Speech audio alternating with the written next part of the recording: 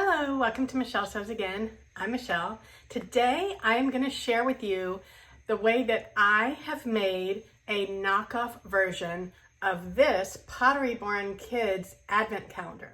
If you want to see what I did and how mine turned out, then please stay tuned. Okay, so I threw a picture up of an Advent calendar that I saw online. Me and some of my sew sisters, we picked names, and each of us are gifting one of the others with a sewing related Advent calendar. So my Advent calendar itself is not sewing themed, but all the stuff that I put in the pockets was. I wanted the Advent calendar to be something that my recipient could use in her home, and not just her sewing room in the future if she wanted to. So that's kind of why I went with this one. And I've already shipped off the one that I made for my gift recipient, and I loved it so much. I had so much fun making it that I decided to make one for my family, me and my husband. And that's the one that I have filmed, and I have written down a tutorial for you to make your own. Now, I do want to tell you, there's a lot of leeway here.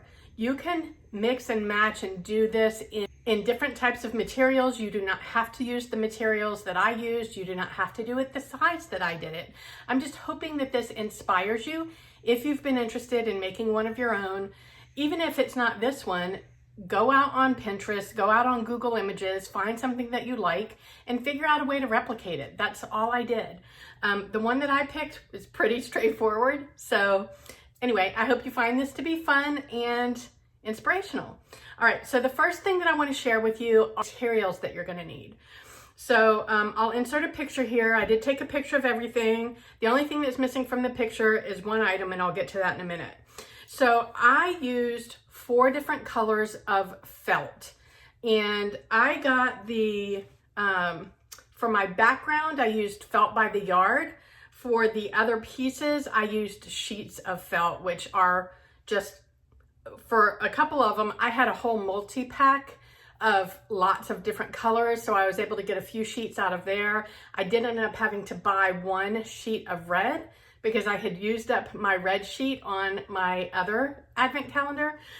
So you need to determine what colors you want to use. I would recommend getting a yard for your background fabric because you're going to need it for your background and possibly for your pockets, depending on what direction you want to go. And then all the rest of it you can get out of a sheet. I also used my Cricut. You do not have to use your Cricut, or if you don't have a Cricut, you don't have to use a Cricut for this project. You could find images on, again, Pinterest, or probably Google Images would be a good source for you, and trace it out on fabric or other pieces of felt. You know, whatever material you think would be useful for you. Like I said, you don't have to use the Cricut. I did use the Cricut. So I used it for cutting out some felt. I also used it for cutting out some vinyl, and I did some iron-on vinyl, even though my original inspiration photo, that one did not have any vinyl on it at all. It was all felt, hand stitching, and embroidery. But I decided to use some Cricut vinyl. So I used a red glitter, I used a green glitter, and I used a blue holographic vinyl. And then the last thing, then you need some pom-pom trim. Maybe you want some fringe trim. I don't know, just a really fun trim. I decided to go with a pom-pom trim. The original inspiration had that, and I thought that was really cute. And then I also used a red, a white, and a blue thread. I will tell you, I used just my sewing machine thread.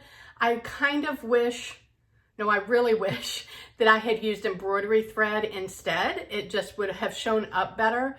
I did end up doubling up, quadrupling really, one of the colors for the section that I used that one in, and I'll get to that when I get to that point. But I do think it would have been more substantial and just made a better look if I had used embroidery thread. So that's my recommendation to you. I used sewing thread. You should use embroidery thread. And then from a tools perspective, I used a rotary cutter, you can use scissors, and I used my Cricut and my sewing machine, and that was it. Okay, so step 1. And I have filmed this as I went. Hopefully I got all the steps, and I'll insert videos probably over my face as I talk about each of them. So step 1, you want to take your background color, your background felt. I used white, very similar or the same as what the inspiration photo used. And I cut mine in a 22 by 37 rectangle. And that's simply because that's what the inspiration image dimensions were. You can make it as big or as small as you want to. The only thing that will affect, other than the final size of the calendar, is the size of your pockets. So step 1 is cutting out your background felt, and I cut out 22 by 37 inches. Step 2, I cut out strips for the pockets. Now, in my original version, the one that I gifted, I actually ended up cutting out individual pockets because I didn't have a piece of felt at that time big enough to cut strips to sew the pockets out of. So I just cut individual pockets, and I cut them multicolor, and I sewed them together, and I think it came out super cute. Okay. So, but for this version, I kind of stuck true to the original inspiration, and I cut out strips that are 22 inches wide, so it's the same width as my background fabric, and I cut it 4 inches high because I wanted my pockets 4 inches deep. So I cut out 4 of those. Now here's where it gets a little controversial. Maybe not controversial, iffy maybe. So I did some Google research. I've actually never had an advent calendar in my life. And so I did some Google research and found out that Advent is 24 days. However, the inspiration shot, if you notice, has 25 pockets. And when I was talking to my sew sisters, some of them also thought that it should be 25. So 24, 25, I'm not 100% certain which is the right one. Google is not always right, are they? So it, depending on how many you want to do, will depend on how many strips you need. So I did 24, which means I did 4 rows of 6 pockets. If you want to do 25, you can do 5 rows of 5 pockets. Just kind of figure out the math yourself, and you can make that work. So because I did 4 rows of 6, and I needed 6 pockets in my 22 inches, each of my pockets was about 3.6, 3.7 inches wide. My next step after cutting out my strips was marking out where the width of my pockets were, because when I get to the step where I've got to put the numbers on, I need to know how wide those pockets are in order to put the numbers in the right spots. All right, so then step 3 is cutting out the shapes. So this is where I used my Cricut. I used it for cutting out everything. I cut out my words, I cut out my shapes, I cut out my name, I cut out the numbers, and so everything. So you'll see in the inspiration shot that there's a snowman. Well, because I live in Florida, I decided to change out my snowman for a flamingo with a Santa hat and a scarf. So I found an image on Cricut Design Space that was just the outline of a flamingo. Whenever you're using your Cricut for a project like this, you don't want to get a design shape that's intricate or super intricate, especially cutting out felt. I have a rotary blade for my Cricut, so it was able to cut it out really precisely, but I didn't, this is supposed to be kind of rustic, so I didn't want anything too intricate anyway, and I just feel like, honestly, with the felt, an intricate cut might not have worked very well. So I just found outline shapes for the flamingo, for the Santa hat, for the scarf, for the trees, and that kind of all worked out well. So I got all of that cut out. That was step 3.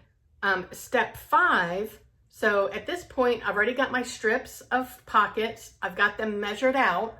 So now I want to add the numbers. So I've got all my numbers cut out, I've got them weeded, and I cut them into individual numbers, and I lined them up centered-ish. I kind of used my seam gauge to measure where the center was. I also kind of eyeballed it a little bit. Again, this is supposed to be rustic, so I wasn't worried about anything being super precise. And then I just ironed on all my numbers. I used the setting, so when I looked up the setting for glitter ironing on felt, the Cricut heat guide told me to use a heat of 275 for 30 seconds. I did that on my first one and it didn't stick. So I upped it to 300 for 30 seconds and that worked like a charm. Nothing got burnt, nothing got over melted, and everything peeled off just fine. Like the cover peeled off fine and left the iron on behind like it's supposed to. So my recommendation for using glitter iron-on and also for the holographic iron-on, I used 300 degrees for 30 seconds. And I have a heat press, a Cricut heat press. I don't know what the equivalent of that would be on an iron, but if you use an iron instead of a heat press, then you might know what that is. So the next step is stitching the pocket strips onto the background. I had all my pockets numbered, so I had my 4 strips and I just started at the bottom and I pinned them in place. So I pinned the bottom row in place. I left about that much space between the top of the bottom row and the beginning of the next row.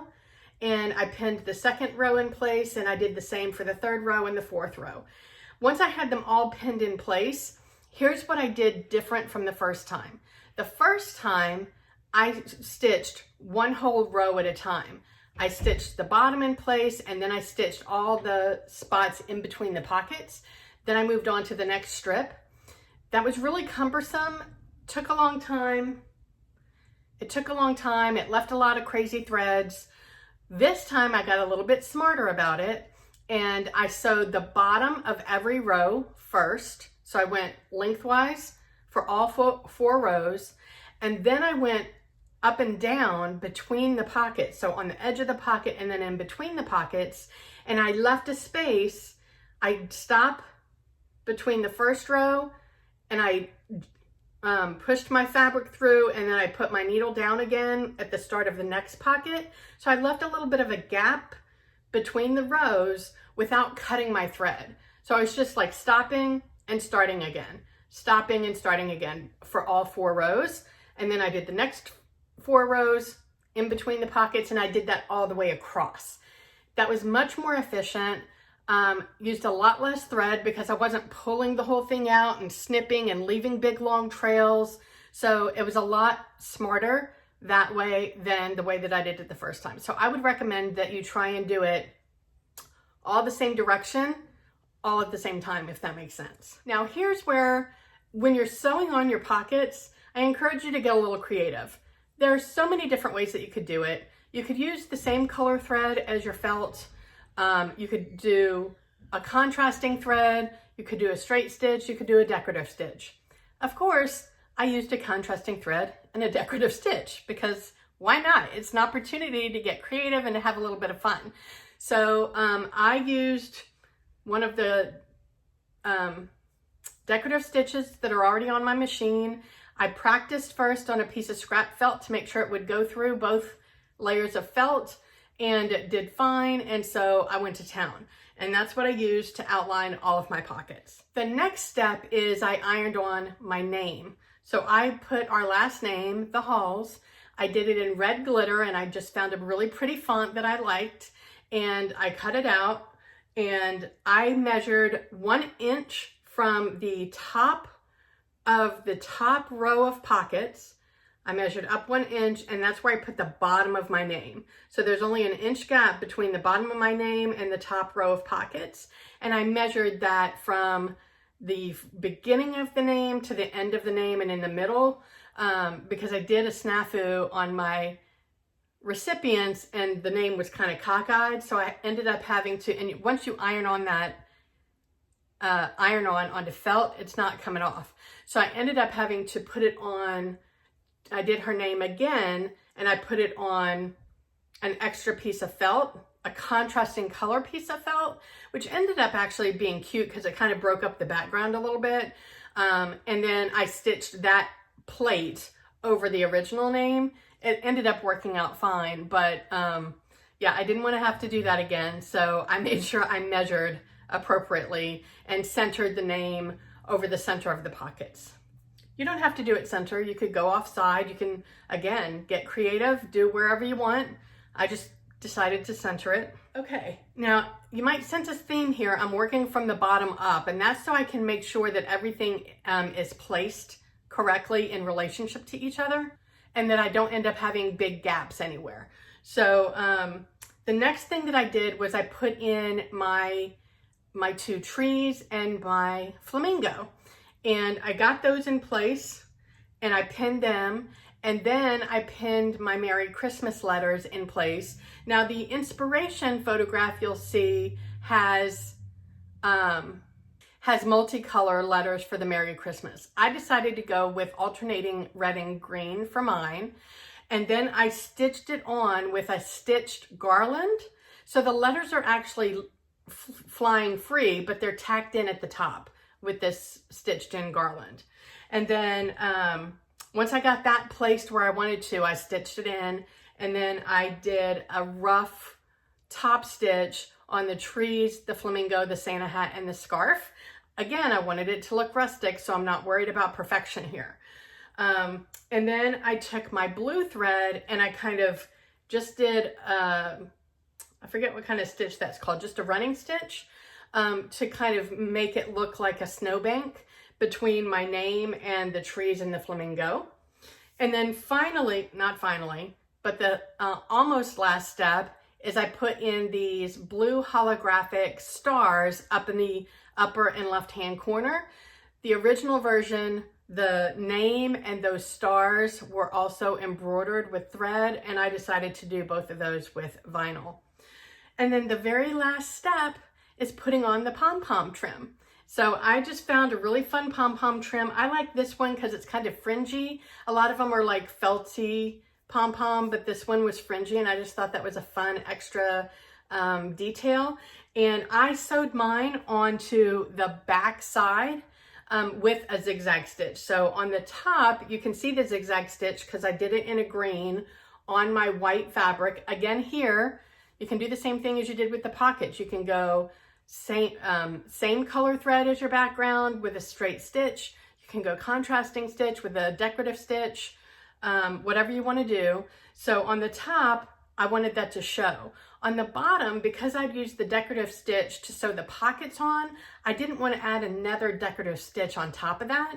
So I just went with a white straight stitch on the bottom so that it wouldn't interfere with that bottom row decorative stitch. And after all of that, here is my final advent calendar. What do you think? Didn't it come out cute? I really love it. I had a lot of fun making it, and I hope that it's inspired you to make one too. Let me know your thoughts on it. Let me know if you've ever made an advent calendar. Do you use an advent calendar in your family? If so, I'd love to hear what your traditions are with it. That would be so much fun. Wherever you are, I hope the weather's amazing. I hope you're able to get some sewing in, and I will talk to you next time. Bye.